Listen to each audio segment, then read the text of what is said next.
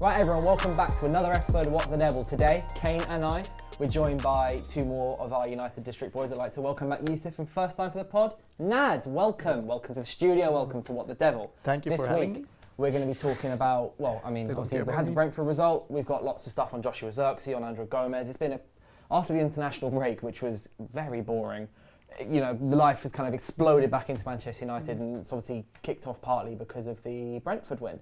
So, Brentford went 1-0 down, which I think was a complete chaos. Brentford won 1-0 up. I did this last week as well. Brentford went 1-0 up, and then, which obviously, because the lit was off, that was a whole thing that I got very angry at the time. But then ultimately, we come back, 2-1 win. Rashford, Garnacho, Bruno and Højlund all involved in the goals. They look lovely, they look great. And I think the Brentford win, although, you know, it's made people feel happy, I'm now happy again with United, I still don't think it changes anything in terms of my position on Erik ten Hag. During the international break, after the Spurs loss, after the Villa draw, after the Porto draw, I kept saying, I don't think this guy's the right guy to lead United because I don't think he can use these players properly. And I still share that same opinion. The Brentford game's changed nothing for me. Yeah, I mean, I agree. But I don't know, it's like a hard balance, isn't it? Because obviously, if you're on social media, you see people wanting us to lose games. And I can't even fathom that. I just want to watch a game. It's weird. You want to hope that he turns things around because otherwise you're hoping for your team to lose. But I do have one game doesn't change anything. So, I mean, it was nice to see it was nice to actually see how he used Rashford in that game. I thought at first I was like, Rashford on the right. That's is he trying to There's so many decisions recently where I'm like, he's not really helping himself, is he, Ten Hag? But that actually was a really good decision with how he was kind of dropping into the half space, how he got the assist for Garnacho. But yeah, I mean, there needs to be we need to go on a winning run, which I don't think will happen for. I think a lot of people to start going, okay, maybe Ten Hag can pull this back and get people back on side. But yeah, I guess we'll have to wait and see with that one. Yeah. Yusuf. I do think, I did agree he wasn't the man, but I think now that Thomas Tuchel's the England manager, which has a lot of people very angry, I think Englishman! Now I'm thinking, who can we actually realistically get? Because I think Thomas Tuchel was the clear option on the market. There's no one else on the market right now available that I look at and I think, okay, I actually think this is an upgrade on Ten Hag, or I actually think this guy is going to be the guy. I just don't see it like Thomas Frank. I just don't get me wrong, he's a very good coach. I just don't see him as a Man United level manager. No offense to him, Thomas, if you're watching, you're great, but I just don't think he's a Man United manager. A lot of these other guys, I don't think they're Manchester United managers. Thomas Tuchel was a Manchester United manager. So now, if you sack Ten Hag, you're taking a sideways step, and maybe partly that's on Ineos for not acting quick enough, for not kind of getting it sorted with Tuchel, but anything now, I don't want sideways step. I'd rather keep Ten Hag than step sideways. One thing I would say, the best option to replace him right now, if you were to get rid of him right now, I'd rather give Ruud van Nistelrooy the season than bring in a manager who we know, okay, we're probably going to have to sack this guy in a year when somebody who is at the right level comes along. I'd rather genuinely do that, and Ruud van Nistelrooy I actually think has a lot of the qualities as a coach and as a personality to be able to do the job even for the season. But the personality bit is really key, because I was just thinking about this last night.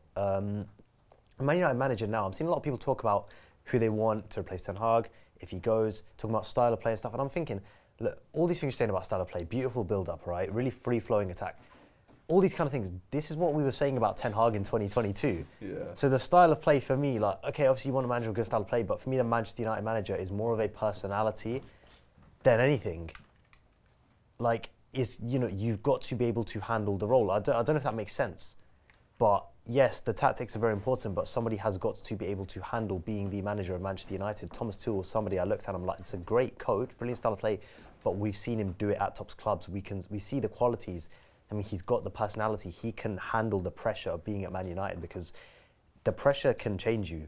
Do you reckon then that maybe in the summer there'll be more options available to United, or heading towards summer, of someone who you'd say is a Manchester United manager? Yeah, I'd say so, because a lot of movement will happen, a lot of changes will be made with managers. Top clubs, some of them change managers quite a bit, so in the summer I think there will be more options, and that's where maybe Ineos thinking we'll wait till the summer.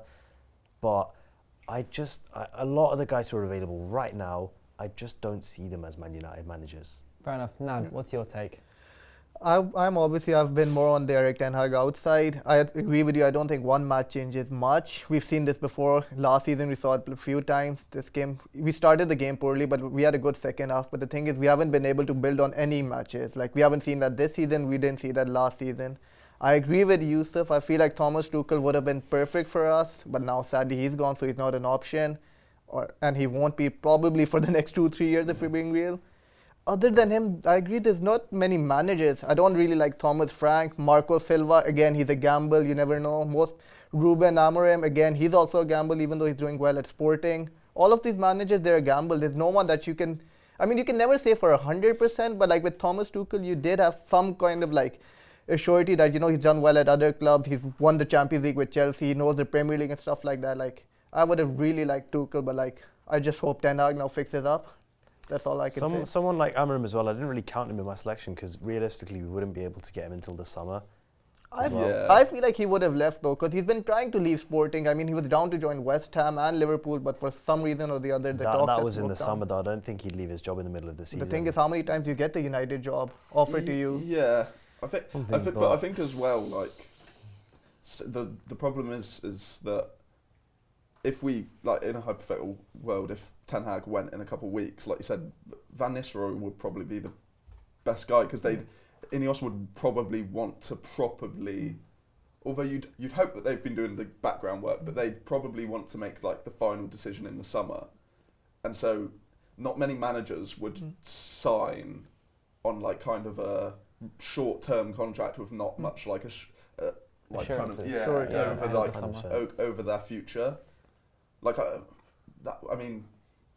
didn't stay in a job for too long, but like that might have been one of the things that, because it was reported in the summer that they kind of like didn't agree on everything, and that's why that might have not happened. I think it was mostly the wage package.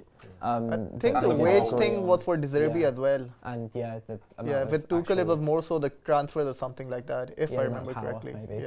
Yeah, which is what I think Ten Hag accepted with United. Is the one thing credit to him is I think he to a certain extent ceded control, as we've seen with the Ugarte transfer. Like I think Ugarte wasn't necessarily his top choice. I don't blame him. And I don't blame him either. That's a whole different conversation. But Ugarte wasn't necessarily his top choice, and then went with him anyway because the club went, no, this is who we're getting. He was like, yeah, fine, fair. And I've got faith in Ugarte. I do. How many games has he started? He started like 2 games. Yeah, 3 or 4 games, and he's maybe not been quite up to scratch because he had the Copa America and whatever. But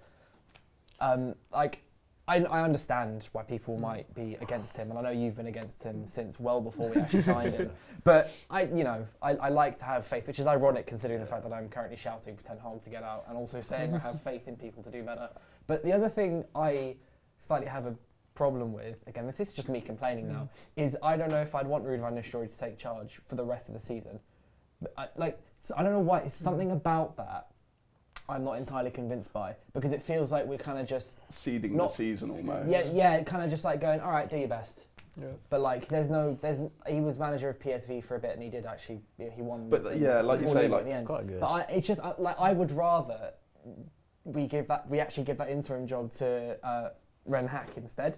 just in the way of like, even like we say to him like just till the end of the season, or maybe it's some sort of joint managerial thing. I don't know. But I just feel like having Ruud van Nistelrooy as the single top shot caller for the squad for the rest of the time. And I feel like everyone was predicting it though, weren't they? Like as soon as he came in, everyone was as well, especially because a lot of people expected Ten Hag to go in the summer, and they were like not entirely confident that he'd last this entire season. So when Van Nistelrooy came in, it was almost like, okay. I feel like also he's really got the kind of that's like romanticising. He's got the command in terms of his character. He can really he seems like a very commanding character. I feel like he has actually the personality traits to succeed in the role of Manchester United manager. And realistically, coaching teams are coaching teams for a reason. If Van Nistelrooy or Hecke, whichever woman's in charge, the other would be heavily involved in everything. Yeah. Yeah, no, that's true. It's just, it's a bit of a sticky situation where I know I'm sat here going, this isn't changing my mind, I still think he needs to go. And then the obvious option is something that I also am not a massive fan of happening in Ruud van Nistelrooy taking over. And at the same time, like you said, I agree that there's no one really out there at the moment that's actually, I think, a Manchester United level manager to take over since Tuchel's gone. What happened to Kieran McKenna? I swear everyone wanted him in the summer, and now there's no one talking about him. Again, I think that's just people, that is to a certain extent people just romanticising it. I think also because how great would that be? It'd be awesome. He's not going to leave like 2 months into the season. Yeah, but just in general though, no one brings up his name anymore. Even for the summer, like some people are talking about Xabi Alonso or whatnot. Obviously he's a better manager, but like no one's talking about McKenna at all now. I feel like in the summer everyone was like, bring McKenna, he's done this, he's done that. He signed a new deal, didn't he? He did, but like... when it comes to summer, people bring him up again, I think. Yeah. I mean, he's doing all right at Ipswich. He's got a really bad squad and still they're like doing like... They're in every game, I swear. Yeah. Like, it's always quite They haven't close. been like battered or He's got something. the lap, who I quite like actually. But one thing I was going to say is like obviously there's probably a lot of fans kind of on your side and where they don't like. Do you know exactly what Ten Hag needs to do to kind of get to bring you back on side if he is going to be staying, let's say, for the season? And like in my opinion, I think I just want to see more like I don't know more ideas. Like I remember like when other managers were under pressure, maybe Ollie or outside of United, and like you'd have your style and like your specific formation and kind of like the things that you do every week, and then when it starts to get pressurized, they like change it up a little bit, maybe a change of formation, maybe like switching up, I don't know, different parts of the team.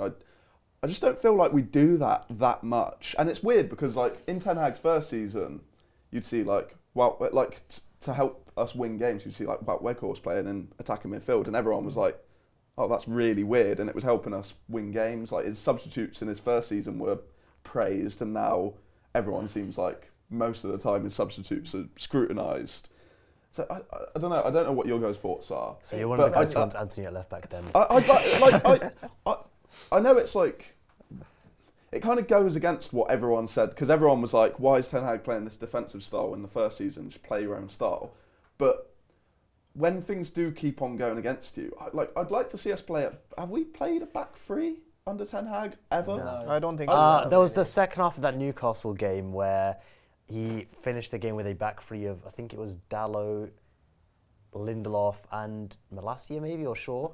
Do you remember it was like the game, we lost 2-0 at St James's Park. Oh yeah, I do remember that, yeah. And but we just ended like that was random more of a, back he chose that because it was a bit of a gung-ho, let's yeah, I know, but rather than a set-up tactic. I just wanted to bring it up. I remember it was quite funny. I feel like to answer your question about what I think we need to change is ultimately, to change my mind, it would be on the assumption that he was, let's say, here to the end of the season, to change my mind would be to completely save this season and, finish in the top four, continue his thing of winning a trophy, if it's the Europa League or FA Cup or another EFL Cup, because we're not with the Premier League. And the way I feel the only way he's going to do that is by slipping back into his slightly more pragmatic first season style, like you've mentioned. So I think the reason why that style went wrong sometimes in the first season was because he was asking David De Gea to do a job that he'd expect from like Andre Onana. But he has Andre Onana now. So I feel like even if we slip back into more of that style, you can still be a little bit more expansive because you now have that goalkeeper that you wanted anyway. And beyond that, you have now more players that he wanted and he signed and he asked for in the team than he did in that first season. So in theory, he'd be able to play that style that he was, that I'd say worked in the opening season, and he can still be a bit more expansive with it. Like, because it's that style that got Bruno Fernandes playing so well. It got Marcus Rashford scoring 30 goals. You now have Alejandro Garnacho and Amad Diallo and Rasmus Højlund at your disposal versus the Anthony Martial that he had in that first season and Wout Weghorst's second half of that season. The Anthony Martial he had was brilliant. He just didn't have but that's what I mean. He had Anthony Martial like sometimes. I don't know, admittedly, a lot of that system also relied on Luke Shaw, who's not played yet. But like at the same time, you also had Diogo Dalot, who is showing himself to be a very good left back. I saw on the way here that Shaw's back training on grass. Yeah, he's back on training on grass. He should be back in the next week or so. Yeah. Or 2 weeks we always say that, but he's going to take another month or so. Yeah, but as well on that, like when I'm saying that Ten Hag, for my opinion to change, like to see that he's actually changing stuff, not necessarily go back to the first season, but like I feel like he's got this ideal way of playing at United, because obviously he mentioned that he's not going to play his ideal Ajax style at United because of the players, but he's obviously got an ideal kind of style of play that he wants to play at Old Trafford. And I feel like just seeing like adjustments to that. Like obviously we saw that the pressing style changed to the like kind of 2 up top, but once Mason Mount kind of that worked really well for 2.5 games, and then Mason Mount got injured, and it was like, okay, maybe this isn't as effective without that guy who can just like run until he pulls his hamstring. But yeah, I don't know, just like small changes. I don't think. What do you reckon, Yusuf? I don't know if I'm seeing many changes. Yeah, I think in terms of the pressing structure, we did really well in the Palace game first half when we went with that 4-1-4-1 structure. And I do prefer having that free in midfield as opposed to the 4-2-4 shape, because I feel like once you bypass that front end, especially when the front end makes a mistake, then 2 midfielders is just so easy to play around. And I was saying this the last time I was on the pod, but I do think that one big difference in the Brentford game I noticed, first half and second half, the structure didn't change, nothing like that. The players in the second half just came out really on it. Like the first half they were on their heels, they were quite late to challenges the first kind of half hour or so. After that they got a bit better, but it was just, they were second to everything, weren't playing with the same kind of level of intensity. That second half against Brentford, they were first to everything. They were winning their duels, they were winning their second balls, they were anticipating, they were on their toes. Something that simple, right, actually just made a big difference, and it made us look like a much better team pressing. And so there's issues with the structure, but at the same time, too often, you and I have spoken about this before, too often we see players are just on their heels, and that's another thing that needs to change. I think as well in the Brentford game, I thought Højlund's a really good presser. I think in terms of like forcing something one way, and if you are pressing in kind of this like newish structure that we've got out of possession, those like the centre forward and the attacking midfield player are like literally so important to it, because like you said, like if they do break through, you kind of have got a disadvantage there with the 2 mid. Like that's why Mainu was doing like 50 duels in the first like 4 games, because like he was on it when they were getting past that press. But I think Mason Mount's good at it, and I think it was him and Bruno. Bruno's like he can do it sometimes, but obviously that guy just like presses, like people say headless chicken, like he does at some points press like nuts.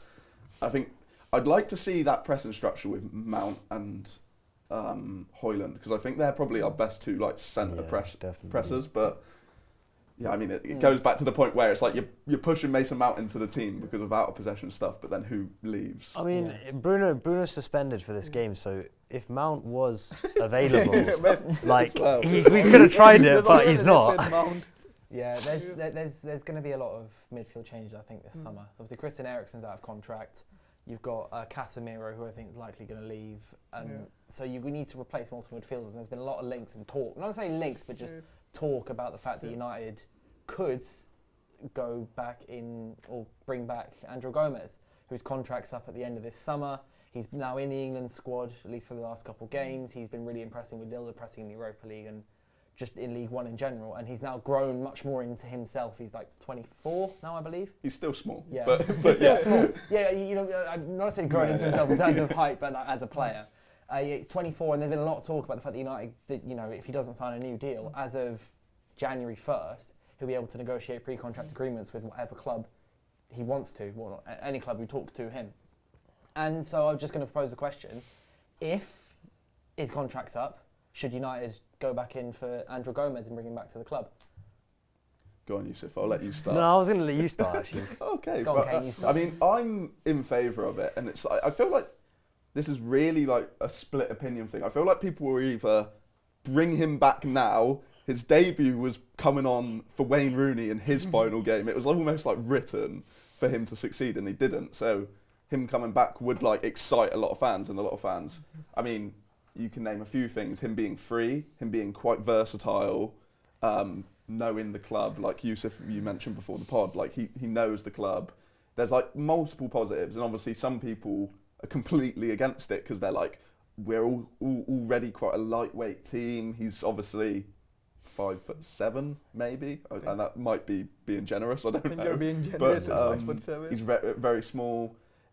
You don't know, like, kind of like what Ten Hag said. Like Alvaro Fernandez doing brilliantly at Benfica right now, and Ten Hag said, obviously doing it at Benfica in the Portuguese league and doing it at United is a different thing. He said that in his press conference, and I think it might be like people might think the similar for Angel Gomes. He's doing it in France, obviously tough league still, but can he come back to United and be like a consistent player? I think my overall thing with Gomes is you're getting him on a free, and I think people forget that next summer we don't just have to improve the midfield. There's going to be multiple things. If you'd ideally probably want another winger who can really challenge it, rather than kind of you've got Garnacho, Ahmad and Rashford, but you probably want a fourth guy who like can actually properly challenge those positions, because I don't think anyone really expects Anthony to like really take one of those guys' spots. Well, he's another name I expect to go in the summer. Yeah, Hopefully. And you've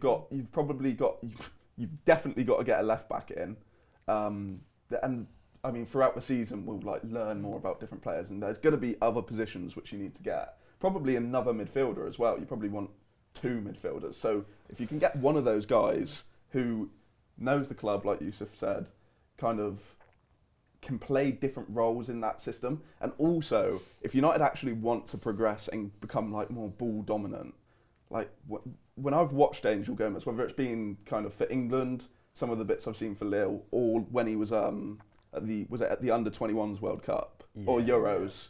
And like the guy is just like, I know he's small, but the guy is just like so good on the ball, and he like just calms things. He's like that kind of dictator, which people always like speak about as such a rare profile, like someone who genuinely just like runs the game. And lastly, like I know that he's small, but like at City you see like Bernardo Silva and like Phil Foden. I think Bernardo Silva's the best example, because like that guy's tiny.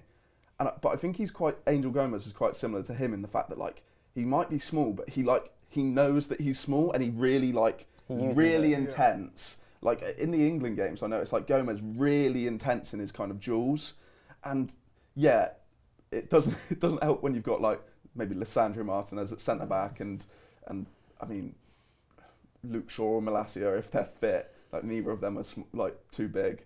But I think as a free player, and maybe probably not even as like a starter, there's not too much wrong with that deal, I think. Because I feel like what Gomes does so well is like you've made the comparison with Bernardo Silva. What Bernardo Silva does so well is he can turn so quickly. It's one thing that Gomes did it for his assists. Yeah. He's did it. I went back and found some clips at him at United. He was doing the same thing at United. He can turn and get rid of 3-4 men on his back in like an instant, because he's so. He's very shifty. Press resistant. Kind of like how we thought Andres Pereira to an extent would be for us. Remember when he was playing 6 in a pre-season? We were like, he's really press resistant. And how to an extent, in terms of the dictator thing, that's kind of what Eriksen's doing for us at the moment. Yeah. So Eriksen's not always right out in that number 10 position. He's sometimes slightly further behind, but he gets the ball passes on, and with Eriksen out of contract, I think it'd be a fantastic replacement for Eriksen. Because Eriksen, in terms of also the role Eriksen plays, Eriksen doesn't start every single game. He is at the moment, but there'll be periods when he's not starting every single game, and we'll be playing other players, and have him as an option. I think it's a fantastic signing. And one more thing, we're going to be losing Heaton and Johnny Evans, etc. and stuff, which are homegrown players. So United are going to need to either have to bring more academy players up to the first team, or bring in Gomes. That also does take the homegrown box. You know, funny enough, I was literally just going to mention the homegrown thing. Because you need a certain number of homegrown players. You're getting a free homegrown quality player. First, that's enough. But obviously, like you say, it's that little story aspect of it. Okay, you don't sign players just based on stories, but he has come up at the club. He was a really, really highly regarded youngster. He's now, gone to Lille. He's become a very good player. And there's a chance for him to come back. I'd like to see him come back. Yes, we are light in midfield, but he's not like I said, we're going to need a couple of midfielders anyways. You need a kind of big defensive midfielder, someone who can cover ground very well, but you do also need someone who really adds something to him. Possession, and Gomes is a player like that. I think he's just get him on the ball wherever on the pitch, and he will make things happen. Like I say, he just manages the flow of the game. Mainu and Gomes really would be lovely to watch. I'd say it'd actually be really fun to see like a DM with those two ahead. In front, Yeah, I think that would actually be a really like nice, balanced midfield. And then you just got like 6'3" Joshua Zirkzee falling up front at the other end. Also, like one final point from me on it is it's like, even if that deal, like if we get him on a free and he's not like pulling trees for us and he's not amazing. It was a you can free. still sell him. You could probably sell him if you get him on like a 4 or 5 year deal, or maybe do a Chelsea deal. But if you get him on 4 or 5 years, he's got 2 years on his deal in a couple of years. You can sell him minimum, I reckon, like 20, 30 million, and then you make it 20. And back on the point of his size as well, like the French league is a ridiculously physical league. Isn't it second most physical after the Prem? Probably. Or maybe even more. If you can dominate your duels in the French league, if you can survive as a midfielder in the French league, then I don't worry about physicality in the Premier League. Like, yes, he's small, but he's quality. And you can't just have massive guys everywhere. So people talk a lot about space coverage, and especially on a pitch as big as Old Trafford, you need players who can cover space. But I also always say you need players who can unlock space, right? So yes, you need someone like an Amadou Onana or Declan Rice who missed out in the last couple of years, who could have covered the big spaces. But then also a guy who can, like you said, pick the ball up with 4 or 5 guys on his back, turn, and suddenly you've gone from him being here, surrounded, to him actually having the entire pitch open for him. Lovely little bit of, hand animations there. But Nad, what do you think? I don't think, I agree with Yusuf. His physicality isn't the issue because he's doing well in the French league. It's more so we have a very short team. Like you said, Lisandro isn't tall, our fullbacks aren't the tallest. Like you say with Bernardo Silva, City play with like 4 or 5 centre backs. They have Rodri, they have Haaland. Like they're good in set pieces and whatnot. We can't say the same about us. I think we'll buy a centre back in the summer, to be fair. But then even then, our fullbacks aren't the best. But if you think, like if this ended up, because I've seen a lot of people say this should be a back 4 once Euro's back, to go Dalot or Mazraoui, like that's kind of like a 50-50. Euro, De Ligt and Martinez, and then like you got I think Euro and De Ligt are 2 really dominant kind of at left back. Yeah, like he played in the last game. But it's mainly just the midfield, I'd say then, because you do look like a full strength City have Rodri, who's like quite. He's good in set pieces. To be fair, Casemiro is very good in the air. Who? Casemiro is very good in the air. But Casemiro, is he going to be a starter for us? Yeah. I could see Casemiro still starting fairly regularly for us. I think he still should. He's better than Ugarte. I'd like to see Casemiro and Ugarte start together. They might. I think it'll flick. I think it'll flip between the two a lot. Like some games you have Casemiro, some games you have Ugarte. I will also say, bar the Liverpool game, obviously, I actually don't think Casemiro's been that bad this season. I agree with that 100%. I think it's just after the 70th minute, he's done almost. Yeah, he needs to be managed a little bit more. He was so good against City too in the Community Cup Shield match as well. People forget that. He was good against Fulham, I believe. He was playing like all over the pitch against Fulham. He's like an number 8. I think he's better.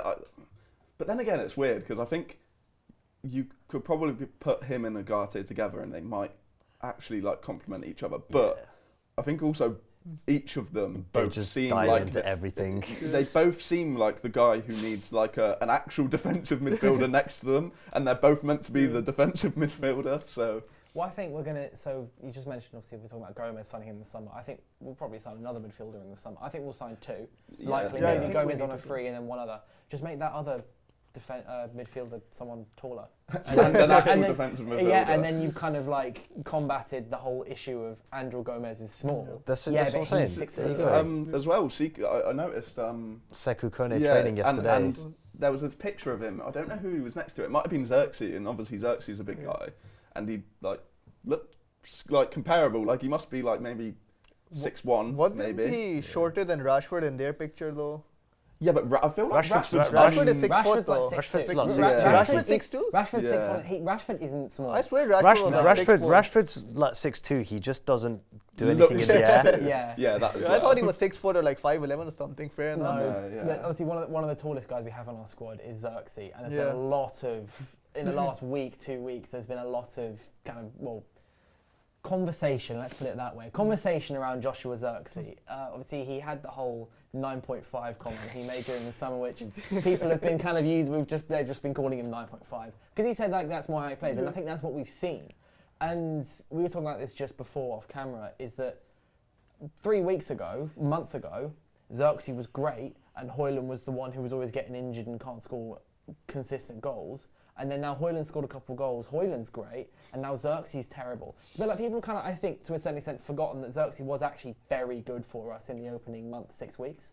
I really thought, everyone was like, the attack will work around Zirkzee. Like after like a couple of games, like where he was linking stuff really nice. And obviously, It was I think a big problem with Zirkzee is like he was getting in some good positions to get some goals and he didn't finish. And I think that like has kind of you do that in one game, it's not too bad. But when it happens maybe 3-4 games in a row, that then has a knock-on effect on the confidence. And like you'll see it because, I mean, some of the first games like you saw like his flicks and like kind of his close control was looking really nice. And his last few cameos, he's looked really sloppy on the ball. And I think that's just kind of like a knock-on effect of like maybe a confidence thing, maybe, I don't know, like it does almost seem like he's going to get painted with a similar brush to previous players where it's like, he's not trying. But I think that's just kind of like his demeanour and like how he is on the pitch. But he does, I say that, but he does look like he needs kind of like a little bit more kind of urgency in certain moments. I was going to, because the question everyone will pose is like, where does he fit in? Because I just see him as he's just one of our attacking players. There will be games which will benefit him. There'll be games where maybe he's not best suited for, so he won't play. I don't necessarily see either him or Højlund as one of the guys that will start 50 games for us a season. I kind of see them constantly, like in the same way that I think we all would view Garnacho and Ahmad. I don't necessarily see Garnacho started, like I know he started like 37 games in a row last season, but like between Garnacho, Rashford, Ahmad. And also Højlund's a bit injury, like you're getting worried that he might be injury prone. I see Zirkzee as someone who, you know, he'll come off the bench or he'll start or maybe he won't play. And I see that the same as a lot of our attackers. Bar Bruno, I think pretty much all of our attackers I see as people who won't start 50 games a season because they'll all rotate. They'll all start maybe 30 over the course of the season. Yusuf, I know you have a couple of gripes with Zirkzee, but where would, because obviously he's in the squad, so where would you see him? What's his role in the team? I think he'll be a regular. I think Højlund will be the main number 9. But Zirkzee will still get a lot of starts in the number 9 position. I don't think Højlund's going to start 50 games a season. I think Højlund will start slightly more than Zirkzee will, but I don't think he'll start. Like I said, there's games for Zirkzee, there's games that aren't for Zirkzee. And the frustrating thing about Zirkzee is he's genuinely got so many brilliant tools, but it's like you say, he just needs to be a bit more urgent sometimes. He's one of those players, right? He's playing for fun, and that's great, but sometimes some of those players just need a rocket strapped to him. And Zirkzee's one of those players, you just got to attach a rocket to him and be like, right, just bloody go out and like score. And the thing is, when he gets in the box, he's genuinely got quite good movement. He's found so many spaces. He finds good positions. It's just getting him to actually get in the box that's the hard bit. Like, there was one moment in the Liverpool game, he ran all the way back to right back to win the ball. And I'm thinking, this is great, I like the work rate, I respect it. Then we go on the transition a minute later, Garnacho gets the ball to edge box, he can't stay across the box, no one's there. And Liverpool transitioning. Then the camera pans and I see Zirkzee casually jogging into our half and I'm like, you are a striker and your team is on the transition. Why are you not putting your life on the line to get in the box?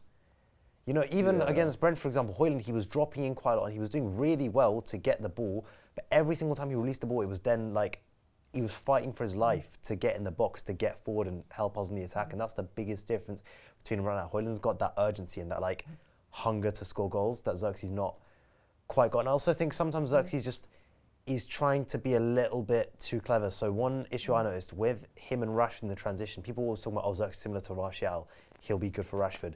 Zirkzee always passes to Rashford's feet. What I want to see him do, I want to see him hit the space in front of Rashford. Because you think about Rashford, right? He's best when he opens his legs and just gets running. You play the ball ahead of him, he will beat almost anybody for pace. But if you pass straight to his feet and give him the work to do, he can still do it, but it's a lot harder for him. And it's just little things like that. Zirkzee, he wants to play in the small space, play in those little combinations. Sometimes it's just hit the space and release player on the transition. I think that just comes down to familiarity with the team. Yeah, that's another thing that'll improve. Like how you mentioned with Højlund, he's like he puts his life on the line to make sure he gets in that box. He wasn't doing that consistently during his first season. He started to do it, I guess, during his first season at United. I think that will just be a case of, I think that Zirkzee he'll understand that, he'll start to get the understanding of his teammates, he'll start to understand what is the best movement, and I think just over time he will improve. I do think Højlund has more of that kind of natural hunger in the striker. They're different players. But 100%. I was going to say Zirkzee will improve. I've always said Zirkzee will improve. Like, a lot of it is just down to match driven, like getting back up to speed, playing full again. So at this point he's got more rhythm, but obviously Højlund's now come in. I think he will come good in my opinion, but there are some things about his game that do need to improve. I do somewhat disagree with the take about his positioning in the box. I swear he gets in better position than Højlund though. Like even when you subbed in against Brentford, he got like 2 good chances in the Yeah, box. when He gets Rashford like played multiple across. chances in the box. So I feel like his positioning is better than Højlund's in the box. I I feel like Højlund is always just making a constant run. He's not like making those nippy movements like behind the shoulder or stuff like that inside the box. You know what I mean? I think Højlund does do quite. I think like now we're finding those. Yeah. But I think Højlund does make a lot of those runs. I think Zirkzee does ghost into spaces very well. So I'll say like yeah, Højlund's that's just his like character, basically. attacking the space with a lot of intensity and aggression. We don't always find it. Zirkzee ghosts into spaces really well, but also like I said, it's not the positioning in the box is just getting him to actually get in the box. The in urgency first I agree place. with, but I feel like when he's actually in the box, he picks up those When he's spaces. actually in the box, he's got I wish he brilliant. could finish though. It's funny, Yeah. isn't it, though? Because like I don't know what his like XG so far this season would be, but I feel like it would be like maybe He's probably the most in our squad. And At and least it's per funny 90. because like you do look at like there was those 2 big chances against Liverpool. I'm gonna find out. Yeah. Go on. Go on. There was those like 2 big chances against Liverpool, which Rashford set up both of them. There was a chance against Porto too, which he. There was the chance which you mentioned where kind of Rashford like laid it off. Yeah. If If he had Højlund's kind of, because I feel like Højlund's he might not get as many. Højlund's He a hasn't better got ball as many striker, chances, though. but he is very like. I mean, Yeah. that chip was beautiful. Yeah. So Højlund's getting more chances. Yeah, I think. but I think if Zirkzee just like managed to, if he managed to finish off 3 of these, like I would say there's probably maybe 6 or 7 chances where you'd go like he should probably be scoring that.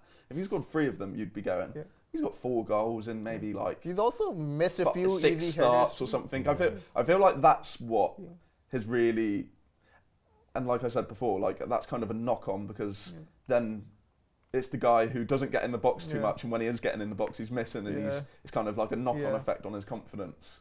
I feel like his ball striking could be much better though when it comes to Zirkzee. His ball striking is a isn't much the best. like more Pure. He's got a lot more conviction in his ball striking.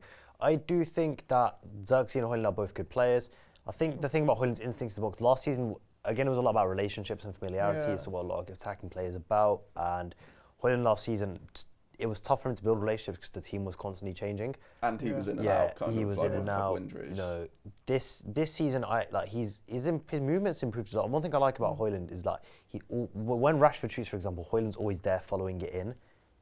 It's such a basic aspect of striker play that I don't see enough people do sometimes. And it really, so I really like that Højlund, that he's always there following in. It's those little aspects that will get Højlund the extra goals. Zirkzee, like I say, he ghosts into space really well. He's not going to aggressively attack it like Højlund does, but he does like just find a way to sneak in and get the finishes. Just to let you guys know, so Zirkzee's XG is around 0.32 per 90 at the moment, and he's played about 500 minutes. Okay, So that's probably that's about quite 1.72. just under average. isn't it? I don't Yeah. really know too much about it. I don't tend to look at XG numbers, especially this early in the season. Yeah. But Yeah, true.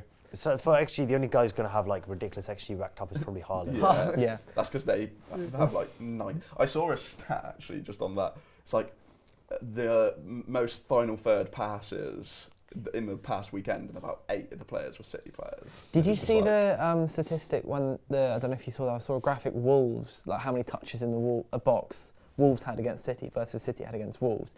Wolves had 4, City had 86 or something ridiculous like that. Mental and they had it as a graphic of where all the touches were, and it was just Wolves' box was just blue because it was just all the 86, and then Wolves had just obviously a couple of touches. But on Zirkzee, so kind of looking forward to the game tomorrow, the Fenerbahce game. Bruno Fernandes is suspended, and there's an argument, who plays at number 10. There's obviously you've got Christian Eriksen, you've got Joshua Zirkzee who can maybe play there. You've got, I don't know who else could play there. Amad Diallo. Ahmad play there potentially as well. So I was just going to propose the question of, obviously, Zirkzee maybe as a number 9 isn't quite working, but what if he played either behind Højlund or as a front 2 alongside Højlund? Because I feel like that's something that we expected might happen when Mount was initially playing, is that the ideal formation would be you got front 2 strikers of Højlund and Zirkzee as part of that front 4. But I'm just going to ask, so is it a good game to maybe try out Zirkzee as a number 10? Yeah, I wouldn't mind it, to be honest. I think as well, I really don't want Eriksen starting this game just because I feel like he's started I think he started 8 of the last 9 games. It just depends on who. And he started for Made Denmark injured. as well. Depends who's What would you start as the team as a whole? I'd I'd probably look at trying out Zirkzee and Højlund, kind of Zirkzee just behind. But then I also think it's a lot easier being the striker who drops deep and receives the ball than being the number 10 who starts there. But I mean, I feel like it's worth giving it a go. I mean, Ten Hag has spoken multiple times that he's like quite open to trying them out together. Yeah. So I mean, and you're not going to get many chances to try them out together in a starting team when Bruno Fernandes is fit or like available, because I don't think you're really starting him over Garnacho or Ahmad on the right. Maybe, but you're not starting him on the left. And I'd really like to see Amad Diallo start, because I feel like it's been so long. He like had the first month where he was the player of the month, and now he's like, I think he's played like maybe 60 minutes in the past like 5 games. Which I think he started. Did he start against Porto? And I think that was like his only start recently. Yeah. And he didn't as well. Yeah, didn't start against Spurs, didn't start against Villa, didn't start against. And he's not even coming off the bench. I don't that's really the think. thing which I find surprising. He's not even getting sub minutes. Yeah. Yeah. I mean, to be fair, I'd start Ahmad in midfield though. You guys are talking about Zirkzee. I'd like to see Ahmad play the number 10. I'd rest Højlund because like he's injured. In what capacities? What, like a number 8 or something? Number 10. Basically behind him you have Ugarte and Casemiro. You rest Eriksen as well. Up front you have Rashford, Zirkzee and Garnacho. Yeah. Rashford and Garnacho didn't play in the international break, so I feel like they'd be fine. They're quite fresh, yeah. And I'd rest Højlund for obvious reasons. I'd either like to see Højlund and Zirkzee together. But like you said, Højlund has only recently come back from injury, so it might be a good idea. I would like to see, because I think that gives you. He did come off after 75 though. He didn't play the full 90. Yeah, but it doesn't. Trying Ahmad in that position, like I said, I personally want to see Ahmad play consistently, and if that can't always be off the right because Ten Hag wants Garnacho and Rashford off the wings, it would be good to see because he done it. Obviously, he done it at Sunderland, which is a lower level. That also their front line when he was on loan, it was really kind of like interchangeable, I remember. So it would be good to like test him out there. But yet, like I said, you're not going to get many chances to test people out in that kind of like behind the striker position, and this is one of the few. So I wouldn't like it to be Eriksen, because I think that's kind of just like, we know that Eriksen can play that position.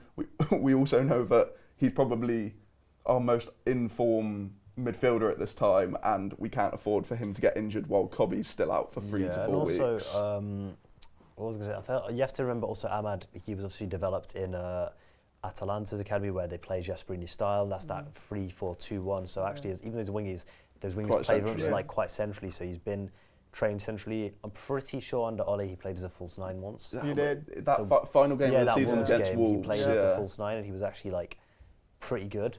Really He's even played as a false 9 under Ten Hag too during pre-season, if I remember correctly. Pre-season, so there's the option for it, definitely. I'd go for him in the number 10. And behind him I'd have Ugarte and Casemiro. I'd be open to either, to be honest. I think with Zirkzee, if you start Zirkzee, have him as like more of a second striker type of 10 player, whereas with Ahmad you can play him as a like out and out number 10. Yeah. The last question as well to do with who should play against Fenerbahce is this morning it was said that Johnny Evans didn't train and he's a doubt to travel.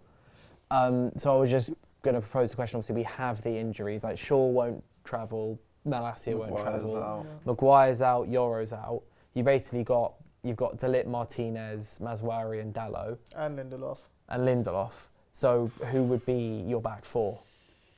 I mean, like I said a minute ago, I kind of liked trying like having Evans there and Martinez, and then in the future when Euro's fit, you could have Euro and De Ligt and have Martinez playing left back and maybe try that a little bit more.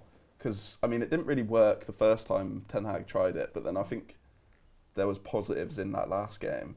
I mean, can Lindelof start? Is that because the question realistically is should we go back to having Dalot at left back, or do we keep Martinez at left back and then play like Lindelof and De Ligt in the middle, and then Dalot and Mazwari at right back? I'd keep Lisandro at left back. We need to win the game. I'd go with Dalot at left back. Yeah, and you know, with Lisandro, I think his performance was not about his position. It was again more about like a lot of the season he's been on his heels, he's been late to a lot of his chances. That's why he's diving in a lot. But I mean, for the winner, he was the one who jumped in. Yeah, like, kind of like he's jumping in early. He's anticipating early, whereas before he was kind of diving in late, getting bypassed a lot of the time. he was on his heels a lot.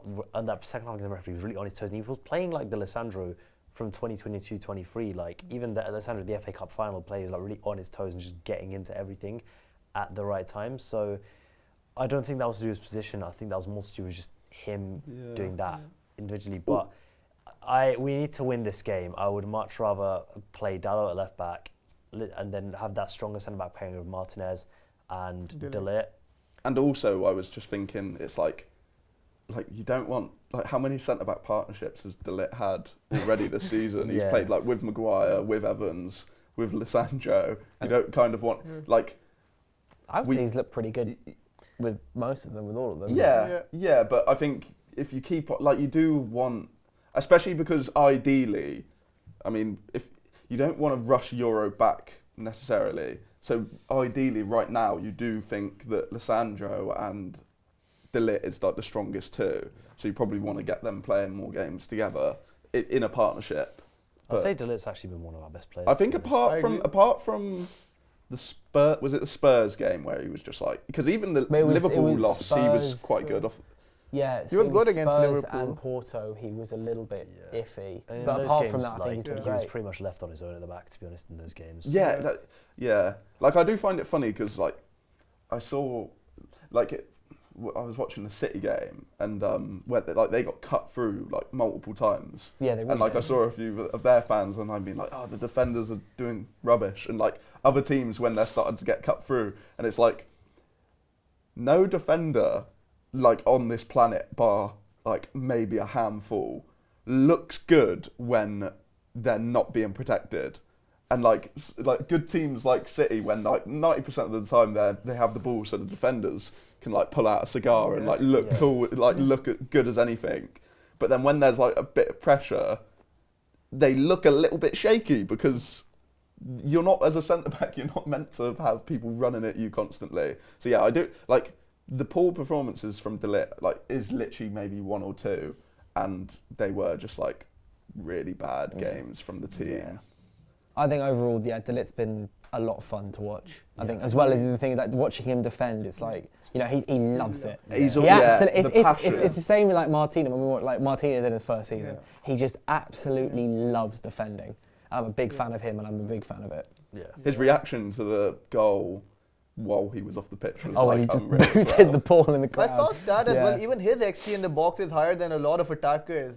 He's so good on set pieces. Yeah. After the first couple, like, because even not even his goal, but like there's a few times where he's like really leapt up at the back. Yeah. I'm like, if we can get, because I do think you need a good, because Eriksen's been good in normal play, but I swear, how many times has he hit the first man from a corner? It's been so so many times. Bruno's like Bruno's not even bad. I love Bruno, but like he's bad at corners too. Like he's not the best. But if we get like if we can get consistent set pieces towards that, like kind of, it seems like De Ligt really peels off to the back post more. Yeah.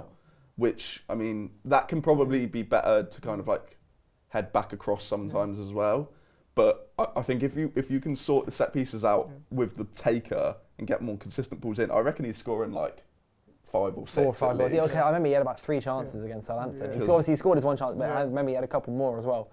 I think I think there's it's to sum up United, it's just a bit. Like there's a lot of positives and a lot of routes where you can go, this can be so much better, and once we get this player back, it looks a little bit better. And at the same time, you also think like, what do we like?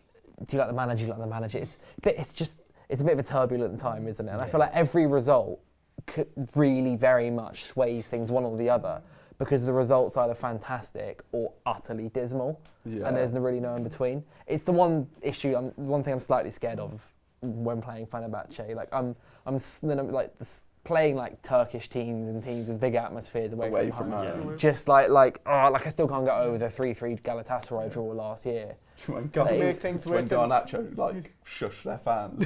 Yeah, and then and then Anthony apologized to their fans on his behalf. Yeah, it was. I don't know how it's I feel about this game. It really is. It also at the same time it should be quite fun. Like, you know, we're playing Amrabat, we're playing Fred, we're seeing Jose Mourinho again. Like, I'm really up for it, but I'm also quite nervous. I'll be happy to see Fred again, actually. Yeah, I like Fred. I loved him. I think the end we all liked Fred. I remember like when his first season there as well. I remember looking at their results like towards the end of the season, I swear, like, every single game Fred played was a won. win, Yeah. and then like he was like injured for a few weeks, and they like lost all Their the fans games. love Fred. Like he's a proper hero within their fan base. Yeah, well, he's that kind of guy, Yeah. isn't he? But what do we think about score predictions? Now I'm going to go to you first. We're gonna win 2-1. 2-1 win. Yeah. Yusuf? 3-1 win. 3-1 win. I think there's gonna be. I got a feeling there'll be loads of goals. I feel like it. I'm gonna go 3-2. I was going to say 3-2 as well. I feel I like could also really imagine it being 3-3. it's just. I was thinking 3-2, but I decided to go optimistic.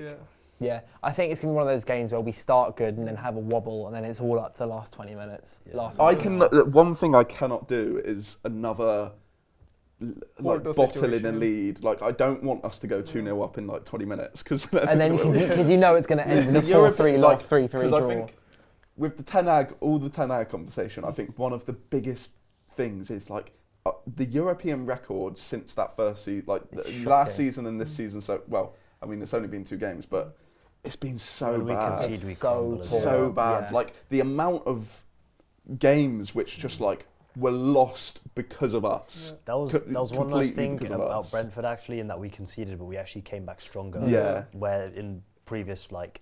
But also, do you think that on the Brentford one, do you think like having the half-time break, like if that happened, if they scored that in the 46th minute, in the start of the second half, would we have like responded so well? Like I don't know, but it is kind of like frustrating when it's like, because it still seems like a little bit of a pattern where like once the team's confidence is like knocked in a game, unless maybe there's like a half time where you can regroup, we should probably start like getting Onana to be injured once we concede. The hamstring, and then have an actual like 5-minute team meeting like other teams do. There's only going to be one way to find out, and that's by sitting down at 8 p.m. tomorrow. It's 7:45, 8 p.m. normally, and watching the game. One thing I will say though, we're playing without Bruno. How many times have we played well without him?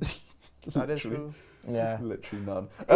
It's going to be an interesting game. There's a lot of obviously there's a big dynamic to it, but I think that sums up the episode. Thank you very much, Kane, for coming down. Thank you, Nad, for coming on. Yusuf for coming on. Thank you very much. We're all kind of feeling mixed, positive, unpositive, but we're all predicting a win against Fenerbahce. But thank you very much for watching, everyone, and we'll see you next week.